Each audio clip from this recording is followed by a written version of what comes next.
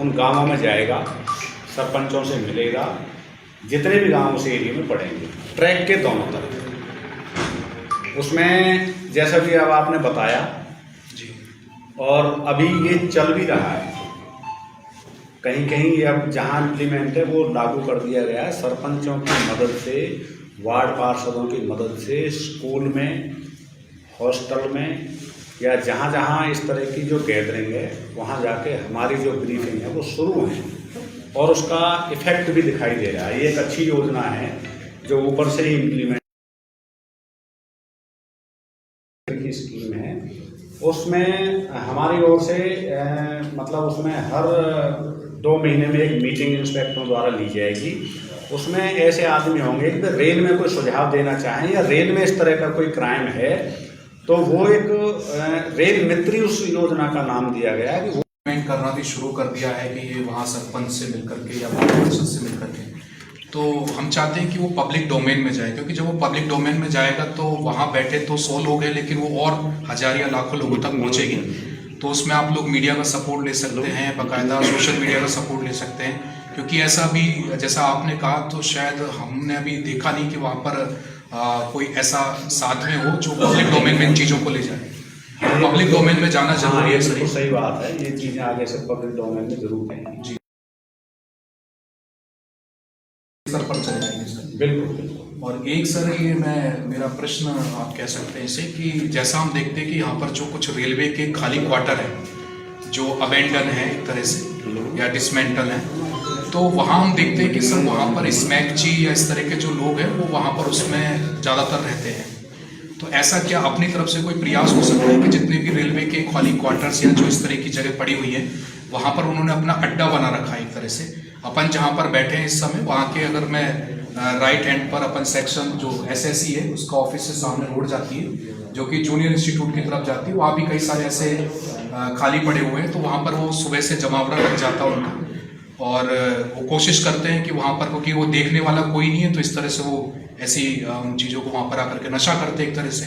तो जमावड़ा रहता अपन कह सकते हैं वहाँ पर नशेड़ियों का, जो स्मैक है, गांजा है, चरस है, इस तरह के इंजेक्शन वगैरह लेते हैं। आज ये मीटिंग आपकी 4 जनवरी को है जी।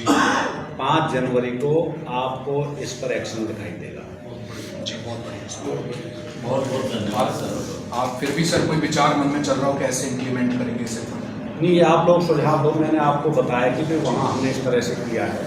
अभी और भी कई सरपंच साहब मौजूद आदमी आए हैं। सरपंच साहब मैं बताना चाहूँगा दोबारा कि ये मीटिंग थोड़ा हमने इसलिए बुलवाई थी, एक तो ट्रेनों में कई आदमी पत्थर मारते हैं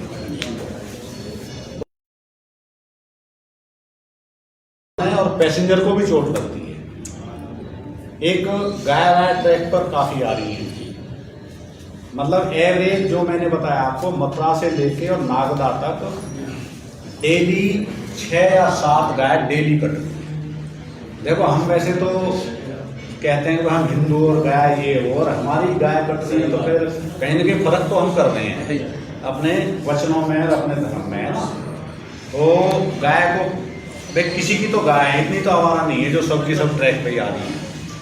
तो ये तो इसमें एक हमें सहयोग की जरूरत है सरपंचों की कि भाई गांव में ये अनाउंसमेंट कराएं और लोगों को थोड़ा सा जागरूक कराएं कि गाय को ना आने दें और बच्चों को ट्रैक के नज़दीक ना आने दें।